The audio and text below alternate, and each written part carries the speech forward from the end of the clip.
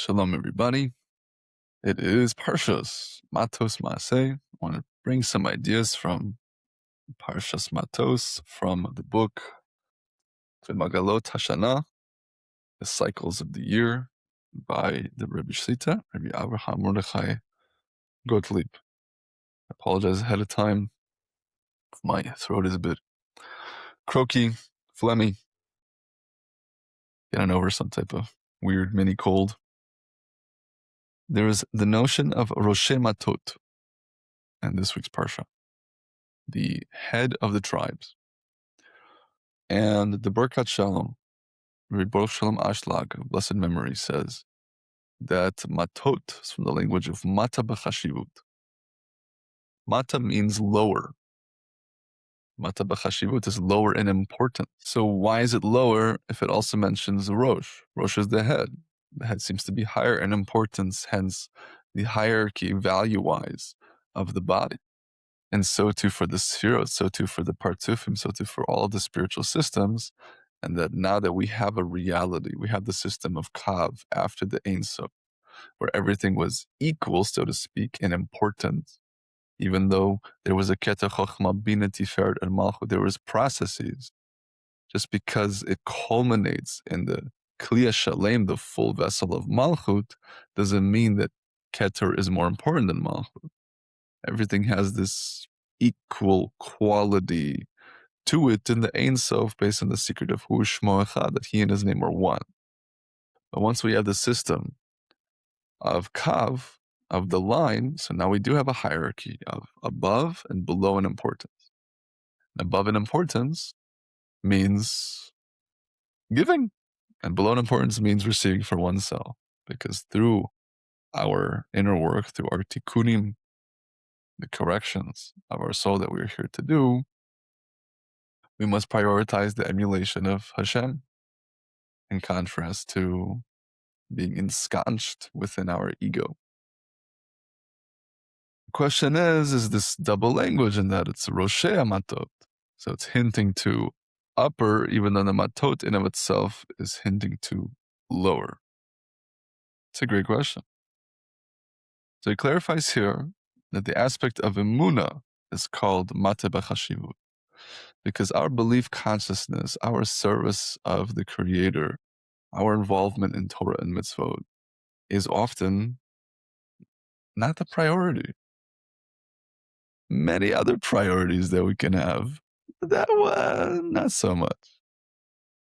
I can invest my time, energy, and resource in so many things that I know will truly benefit me. But to invest my time, energy, and resource into Emunah, to the Creator, okay, yeah, I'll give to the Creator, through the charity, through the tithing, through the good deeds. I'll do the mitzvot and keep the Torah. But really, I'm trying to get my mitzvah points in this world and the next world. And so it's still lower in importance, because the true expression of Emunah is not getting those prizes, not getting that schar, that reward, knowing that the service itself already is the reward, an aspect of giving for giving's sake. And so Emunah in our day-to-day is lower in importance.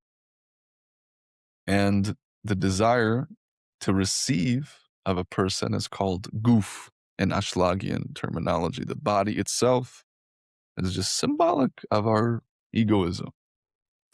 And it doesn't allow us to be able to be patient and deal with anything that goes against logic and reason.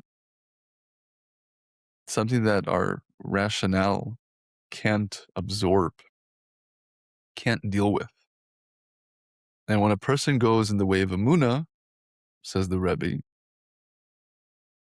and the Emunah is called Matot, one of the code names for Emunah, tribes in this case, because the feeling of the body in regards to Emunah is that it's lower in importance, because it has a notion of being super conscious. It has a teaching of being beyond logic and reason by definition.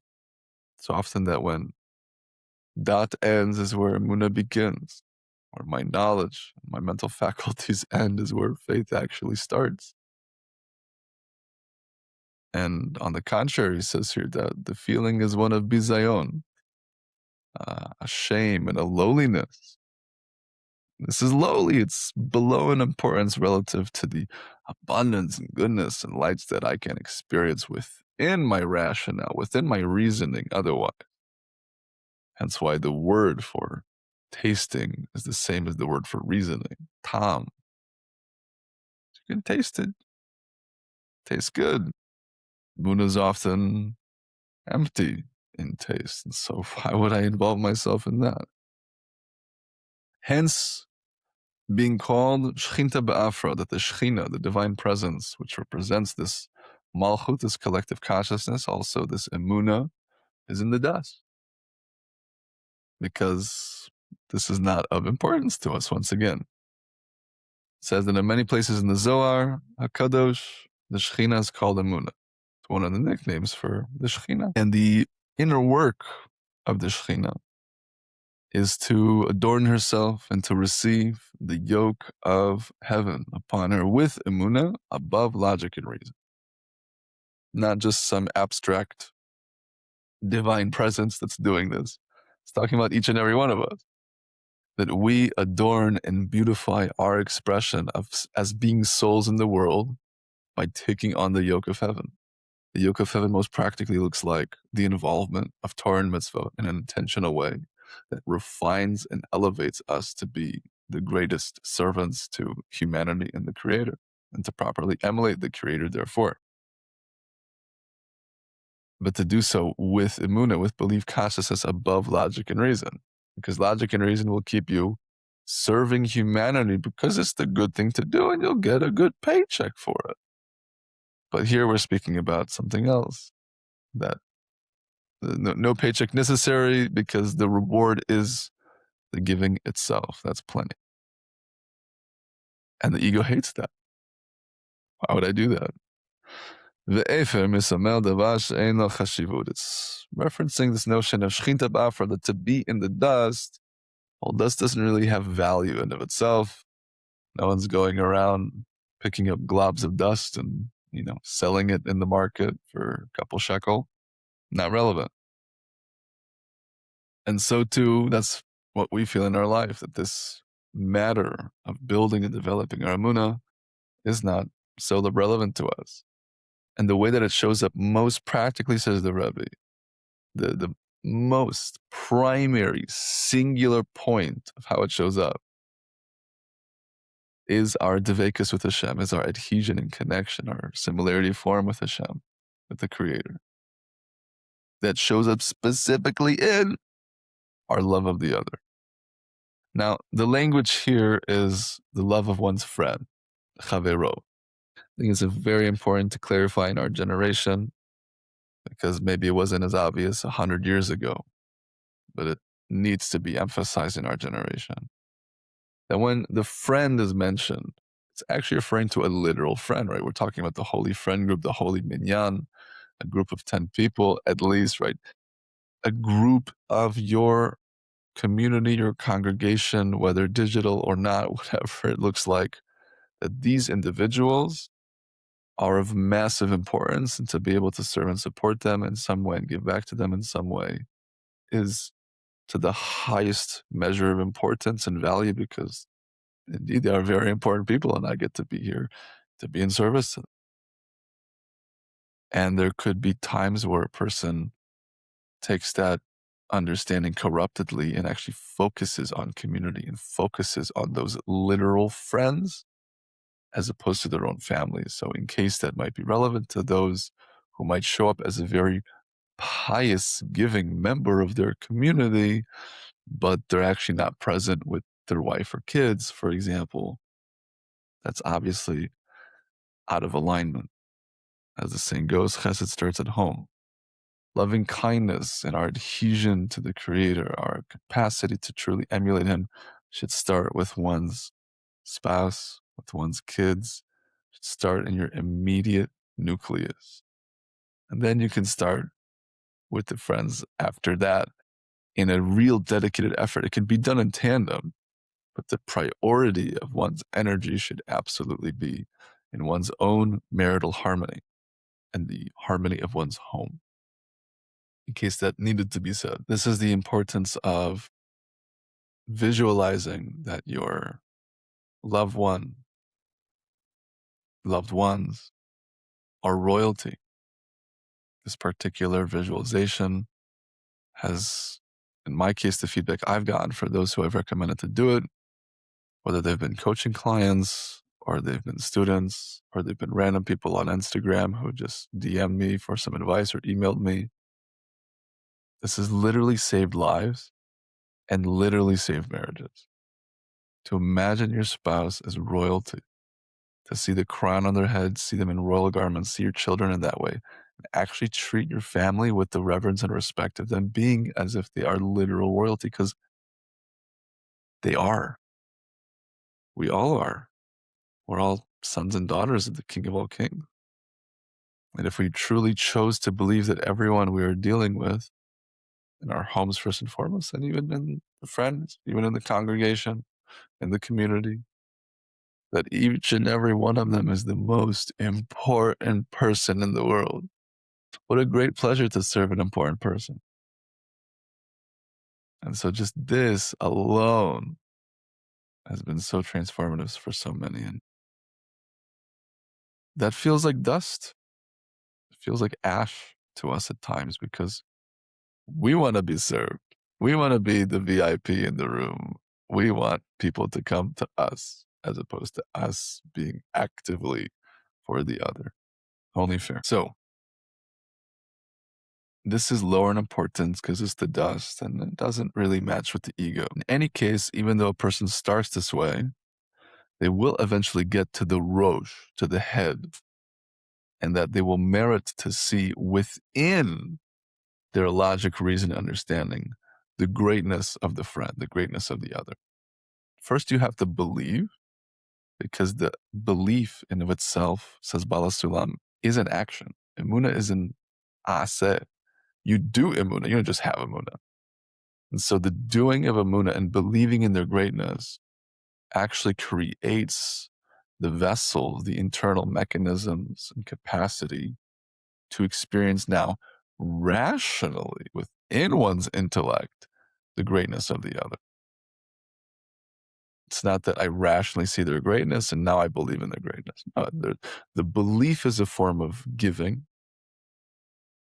and the giving builds what we call vessels of giving, which prepares our vessels to receive the light of receiving.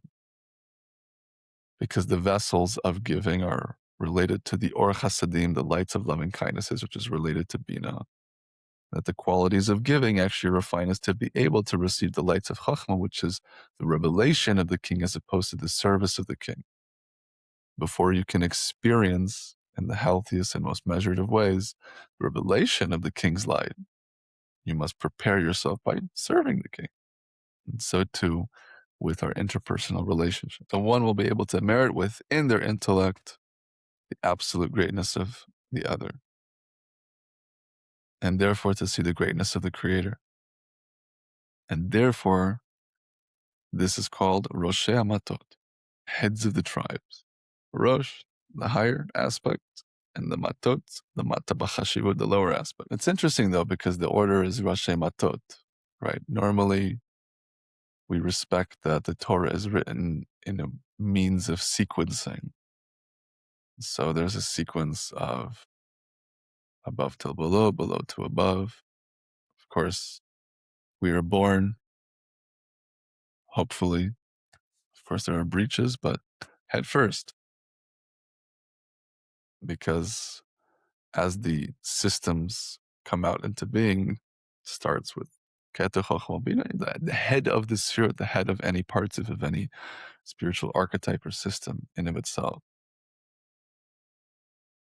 And in this case, it says Roshei Matot,